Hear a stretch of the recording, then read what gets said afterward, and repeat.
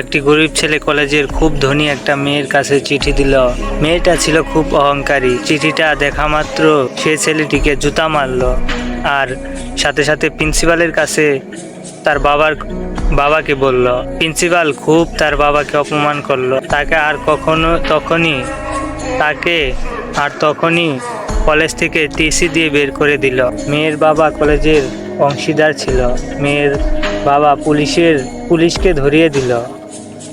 কেন ছেলেটা গরিব ছিল, তাই থানা থেকে কেউ নিতে আসেনি। শুধু তার একটা ছোট ভাই এসেছিল দেখতে। খুব অত্যাচার করলো, পুলিশ তাকে মারলো। শেষ এক সপ্তাহ ধরে আধামরা করে ছেড়ে দিল।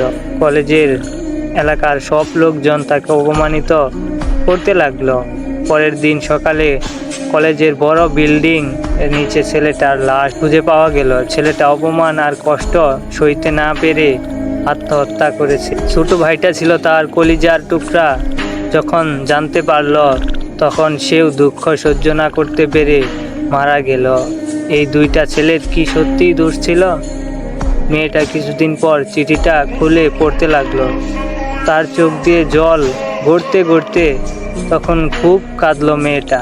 চিঠিটাতে লেখা ছিল, আমার প্রিয় ক্লাসমেট, আমি খুব গরিব ঘরের ছেলে। এটা আপনি জানেন।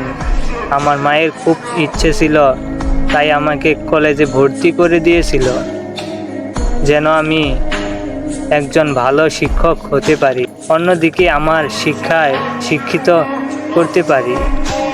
কিন্তু আমার মা কিছুদিন আগে মারা গেছে। এখন আমি নিজের খরচ চালাতে পারছি না। পরীক্ষার ফি কি করে দিব বুঝতে পারতেছি না। আমার ছোট ভাইটাকেও নিয়ে খুব কষ্টে আছি। আপনার কাছে একটা অনুরোধ রাখলাম, আপনি যদি পারেন আমার ফিসের টাকাটা দিয়ে দিবেন। বাবা মাকে বলে মাফ করতে সাহায্য করবে। আমি খুব ভালো পড়াতে পারি। যদি বলেন আপনাকে পড়াবো, আর না হলে চাকরি করে আপনার টাকাটা শোধ করে দিব। আপনার এই উপকার সারা জীবন মনে রাখ। মুখে বলতে পারবো না, তাই চিঠি লিখলাম। ভালো থাকবেন আর সুস্থ থাকবেন এই কামনা করি। এই চিঠির বিনিময়ে ছেলেটার জীবনে পুরো শিক্ষা হয়ে গেল। পরে আর শিক্ষকতাও করতে হবে না। সে আর কাউকে শিক্ষার আলো দিতে পারবে না। এই ভেবে শেষ হয়ে যায় অনেক গরিব এতিম মেধাবী ছেলেদের জীবন।